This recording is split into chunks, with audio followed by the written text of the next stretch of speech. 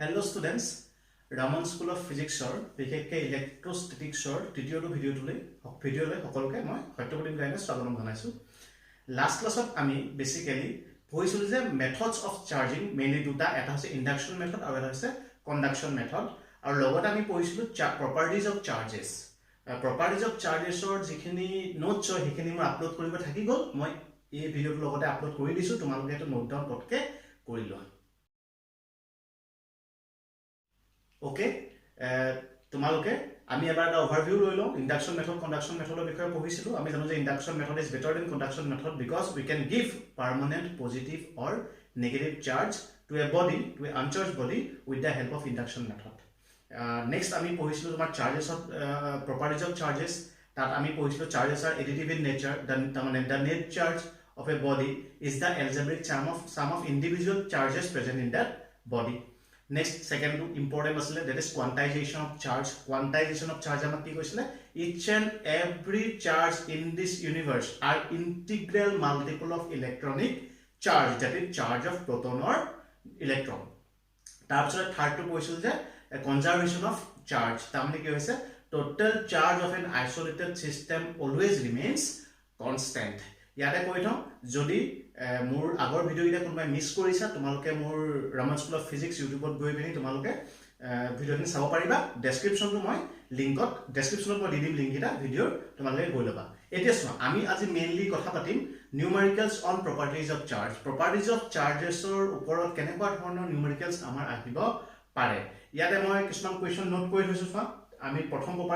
টাইপৰ কুৱেশ্যনখিনিৰ ভিতৰত the following charges are possible or not, এই চাৰ্জবোৰ থাকিব পাৰে নে নোৱাৰে, সেইটো ওপৰত আমাৰ কুৱেশ্যন হ'ব পাৰে। তাৰে কেইটামান চাৰিটা মই তোমালোকক এক্সাম্পল দিছোঁ, এনেকুৱা টাইপৰ এক্সামত সুধিব, গতিকে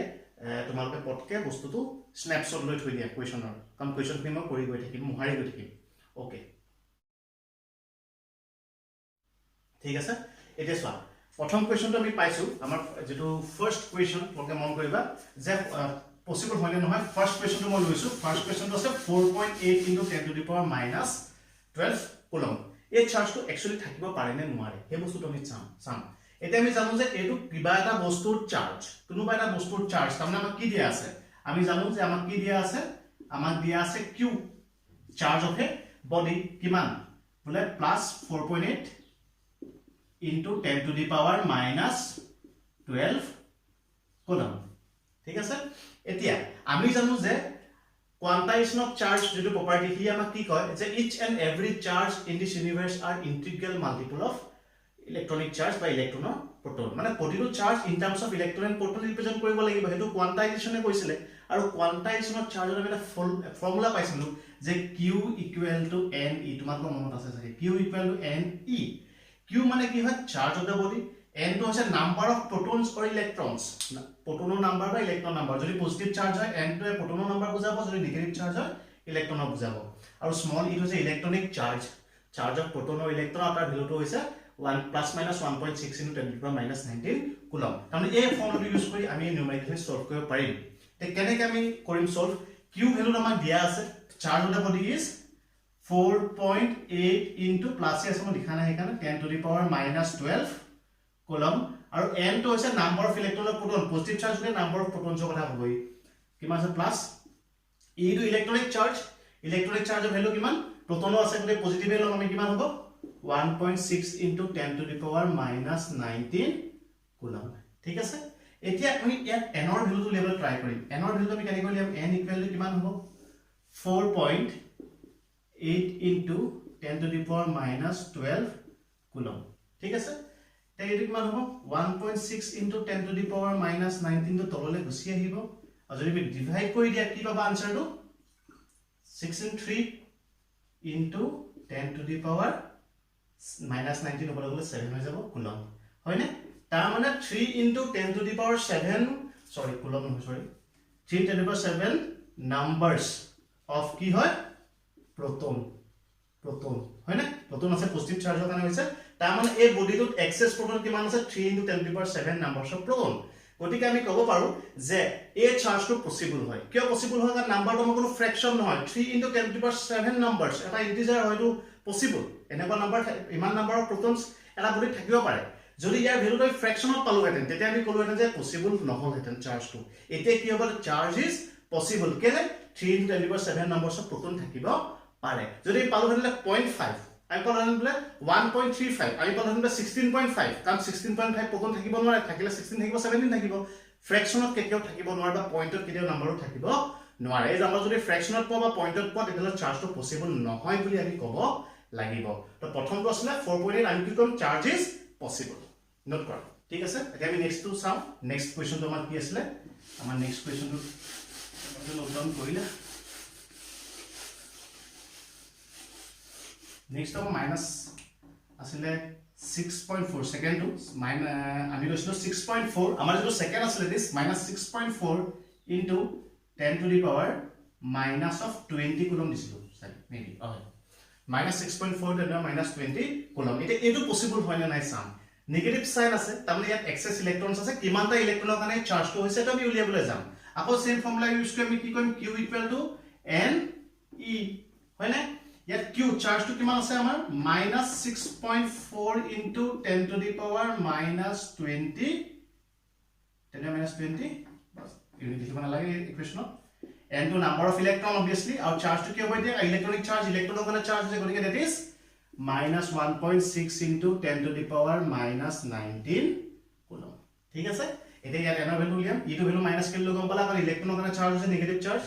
গতিকে আমি উলিয়াম কিমান ইয়াত n ৰ ভ্যালু তুমি উলিয়াবলৈ ইজি হ'ব কেনেকৈ উলিয়াবা 6.4 into -6.4 into 10 to the power -20 divided by -1.6 into 10 to the power -90 divide plus value to kiman paba 1.6 of toma 6.4 divide jabo 4 times minus cancel jabo 4 into 10 to the power -1 দেখিছা না এইটা importance আছে 10 to -1 তার মানে কি হল n equal to 0.4 হয় জানো তো ফ্র্যাকশন বা পয়েন্টত আছে তো ফ্র্যাকশন হয় জানো গতিকে এটো কি হ'ব not possible কেতিয়াবা ইলেক্ট্ৰনৰ নাম্বাৰ কোবাত 0.4 হ'ব পাৰে নি এটা ইলেক্ট্ৰন থাকিব দুটা ইলেক্ট্ৰন থাকিব 0.4 কেতিয়াও থাকিব নোৱাৰে গতিকে এটো কেতিয়াও পসিবল নহয় এনেকৈ এই চাৰ্জটো কেতিয়াও পসিবল নহয় not possible আগতো পসিবল এটো পসিবল নহয় কেলে কাৰণ আমাৰ নাম্বাৰ অফ ইলেক্ট্ৰন কিমান আছে 0.4 ফ্ৰ্যাকশনত বা পইণ্টত কেতিয়াও ইলেক্ট্ৰনৰ ভ্যালু নাম্বাৰ হ'ব নোৱাৰে ততকে নোট ডাউন কৰা এই চাৰ্জটো পসিবল নহব ঠিক আছে তোমালোকে নোট ডাউন কৰিলা এতিয়া আমাৰ থাৰ্ড যেটো কোৱেশ্চন আছিল আমি চাইছো থাৰ্ড টু আছিল সাবা আমাৰ থাৰ্ড টু আছিল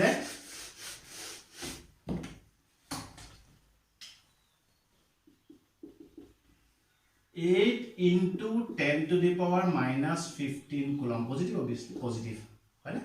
এটা ইয়াত লিখে same formula q equal to n into e q to charge of the body কিমান 8 into 10 to the power -15 coulomb n to number of air proton হ'ব কাৰণ positive charge protonৰ কাৰণে আমি আইডেন্টিফাই কৰিব লাগিব কি হ'ব e electronic charge that is positive 1.6 into 10 to the power -19 coulomb কৰা ডিভাইড এতিয়া কি হ'ব প্ৰথমে দেখিলে সব কেনেকৈ লাগিব সৰি কুলম লিখি দিব যেটো ইকুৱেশ্যন আছে n equal to 8 into 10 to the power -15 আৰু that is 1.6 into 10 to the power -19 divide কৰি কি পাবা তোমালোকে সোৱাচোন কি হয় কি পাবা এই ওপৰ কিমান আছে 10 to the power 4 তাৰ মানে 8 into 10 to the power 4 ইয়াত থাকিলে এনে কিমান হ'ব 1.6 হয় না এটা কি কৰিব পাৰা ইয়াক 8 of 1.6 এ কিমান বাৰ যাব 8 of 5 বাৰ যাব 5 times 5 into 10 to the power 4 হয় না তো ইন্টিজাৰ হয় 5 into 10 to the power 4 5 into 10 to the power 4 numbers of protons থাকিব পাৰে তাৰ মানে এটো কি হয় পসিবল দেখছ না ফ্ৰ্যাকশন নোহোৱা কাৰণে আমি ক'ব পাৰো that is possible এই চাৰ্জটো থাকিব পাৰে নোট ডাউন কৰিলো ঠিক আছে এতিয়া আমাৰ নেক্সট যে লাষ্ট আমি চাইছিলো that is এটো আছিল স্ন্যাপশ্বট লৈ তোমালোকে কৰিব পাৰা নোট ডাউন লাষ্ট তো আছিল that is মই সিম্পলি লিখি দিছো e/2 e টো কি হয়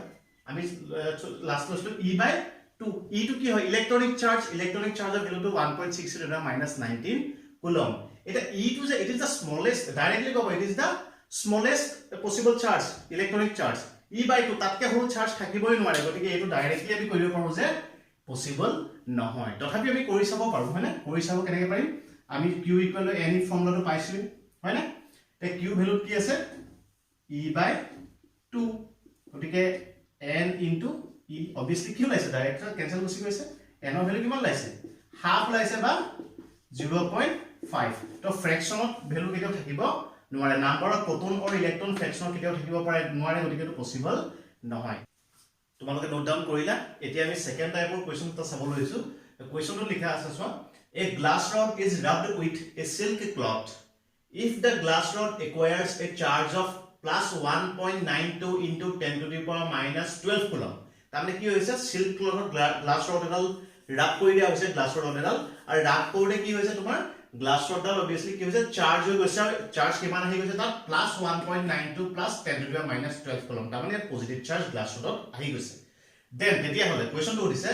how many electrons transferred to the silk তাৰমানে যে ৰাব কৰিলে ৰাবিং প্ৰসেছটোত কিছুমান ইলেক্ট্ৰন গ্লাছ ৰডৰ পৰা সিল্ক ক্লথলৈ গুচি গল কিমানটা ইলেক্ট্ৰন গুচি গল গ্লাছ ৰডৰ পৰা সিল্কলে প্ৰথমতে হেতু কথা সুধিছে সেকেন্ড সুধিছে what is the charge on silk তো সিল্কৰ ক্লথখনো চাৰ্জ হৈ গল কাৰণ ৰাব কৰি দিছে ইয়াতো চাৰ্জ হৈছে তো সিল্কৰ ক্লথত কিমান চাৰ্জ হৈছে হেতু কথা সুধিছে third point is there any transfer of mass to the silk তাৰমানে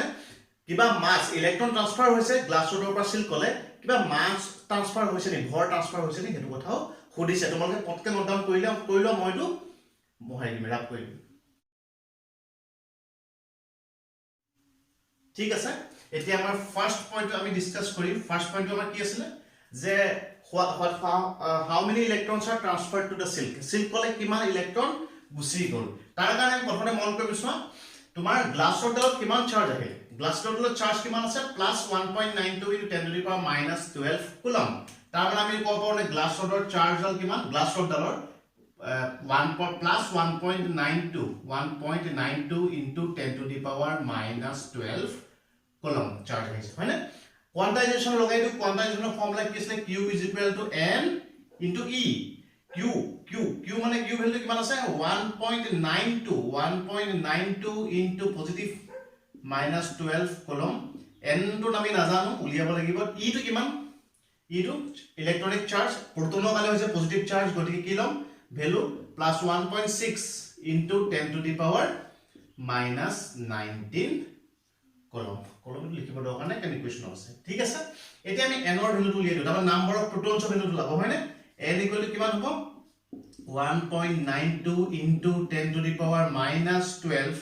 divided by 1.6 into 10 to the power minus 19 coulomb আমি যদি ডিভাইড কৰি দিও আমি কিমান পাম n = n ৰ ভ্যালু পাম 1.2 ইয়াক কৰিলে into 10 to the power 19 = 7 হয়নে 1.2 into 10 to the power 7 বা আমি ক'ব পাৰো 12 into 10 to the power 6 কি নাম্বাৰ অফ proton হয়নে নাম্বাৰ অফ proton তাৰ মানে গ্লাছ ৰডৰ যেটো চাৰ্জ হৈছে হেতু কিমানৰ কাৰণে হৈছে plus 1.92 into 10 to the minus 12 coulomb charge হৈছে কিহৰ কাৰণে 12 into 10 to the power 6 numbers of proton ইয়াত এক্সট্ৰা আছে এই proton খিনিৰ কাৰণে গ্লাছ ৰডৰ পজিটিভ চাৰ্জ হৈছে তাৰ মানে আমি ক'ব পাৰোনে যে ইয়াৰ পৰা গ্লাছ ৰডৰ পৰা সমান সংখ্যক মানে 12 into 10 to the power 6 electrons silk cloth হলে গুচি গল আৰু সিল্ক ক্লথৰ নিগেটিভ চাৰ্জ হল প্লে কথাটো বুজি পালা যিমান গ্লাছ ৰডত number of protons excess proton আছে হিমানে ইলেক্ট্ৰন সিল্ক ক্লথ হলে গুচি গল গতিকে আনসাৰটো কি হ'ব number of electrons transferred to the silk is 12 into 10 to the power 6 number of electrons transferred hall note কৰা ফাৰ্স্ট ঠিক আছে আমাৰ সেকেন্ড পইণ্টে কৈছিলে সিম্পল যে what is the charge on silk silkত চাৰ্জ কি হ'ব এটো সিম্পলি আমি কৰিব পাৰো সো এটো কনজাৰ্ভেশন অফ চাৰ্জ আমি ক'ব পাৰো charges the net charge of an isolated system always remains constant তাৰমানে ইনিশিয়ালি ৰাবিং কৰা আগতে এই গ্লাছ ৰডৰ কোনো চাৰ্জ নাছিলে সিল্ক ক্লথত কোনো চাৰ্জ নাছিলে যেতিয়া আমি ৰাব কৰি দিলো কিছুমান ইলেক্ট্ৰনছ গ্লাছ ৰডৰ পৰা সিল্ক ক্লথ হলে গুচি গল আৰু নাম্বাৰটো আমি উলিয়াইছো 12 into 10 to the power 6 এতিয়া কথাটো কি হ'ল যে যিমান পজিটিভ চাৰ্জ এই গ্লাছ ৰডলে একুৱায়াৰ কৰিব হিমানে নেগেটিভ চাৰ্জ এই সিল্ক ক্লথখনে একুৱায়াৰ কৰিব লাগিবই হয়নে কাৰণ কনজাৰ্ভেশনৰ কথা আছে গতিকে গ্লাছ ৰডৰ চাৰ্জ কিমান হৈছিল plus 1.92 into 10 to the power minus 12 coulomb গতিকে সিল্ক ক্লথৰ চাৰ্জ কিমান হ'ব minus 1.92 into 10 to the power minus 12 coulomb. গতিকে আমাৰ ৰিজাল্টটো হৈছে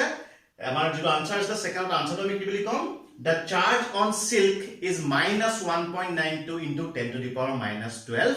coulomb. Second to লগালগ third to আমি কব পাও third question কি আছিল is there any transfer of mass to the silk charge গৈছে silkলে electron গৈছে negative charge গুছি গৈছে মাসও গৈছে নেকি এই কথাটো ডেসক্ৰাইব কৰিব কাৰণে চাবা আমি সবে জানো যে ইলেক্ট্ৰনৰ মাস থাকে স্মল মাস থাকে মাসটো কিমান আছে ইলেক্ট্ৰনৰ মাস অফ ইলেক্ট্ৰন কিমান হয় 9.1 into 10 to the power minus 31 kg এতিয়া কথা হল কি আমি গম পালো যে আমাৰ ৰিডাল গ্লাছৰ আসলে তাৰ পৰা সিল্ক হলে কিছুমান ইলেক্ট্ৰন গৈছে কিমান ইলেক্ট্ৰন ট্ৰান্সফাৰ হৈছিল ফাৰ্স্ট কোৱেশ্চনটো আমাক কৈছিলে কিমান কৈছিলে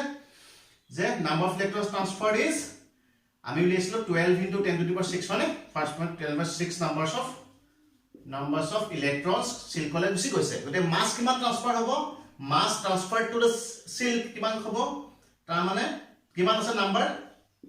12 into 10 to the power 6 electron গৈছে আৰু প্ৰতিটোৰে মাস কিমান 9.1 into 10 to the power minus 31 kg গতিকে আমি ক'ব লাগিব yes there is third point yes there is transfer of mass and is equal to 12 into 10 to the power 6 into 9.1 into 10 to the power minus 31 kg তোমালোকে পটকে note down কৰা এতিয়া পাও যদি তোমালোকে মোৰ ভিডিওবোৰ ভাল লাগিছে তোমালোকে লাইক কৰিবা সাবস্ক্ৰাইব বহুতে কৰিছা যোনে নাই কৰা সাবস্ক্ৰাইব কৰি লবা আৰু ফ্ৰেন্ডছবোৰক শেয়াৰ কৰি দিবা আৰু এটা কথা কও যদি কিবা ষ্টাডি মেটেৰিয়েল ৰিলেটেড তোমালোকৰ কিবা প্ৰবলেম থাকে তোমালোকে মোৰ এটা ফেসবুকত ৰমন স্কুল অফ ফিজিক্স বুলি এটা তোমাৰ পেজ আছে তাৰ পেজটোতে মই প্ৰতিদিনে ভিডিঅ কৰাৰ পাছতে আপলোড কৰি যাও ষ্টাডি মেটেৰিয়েলবোৰ তোমালোকে তাত গৈ পিনি ষ্টাডি মেটেৰিয়েলবোৰ কালেক্ট কৰি ল'ব পাৰিবা ডেসক্ৰিপচনৰ লিংকত দি দিছো থ্যাংক ইউ লগ পাম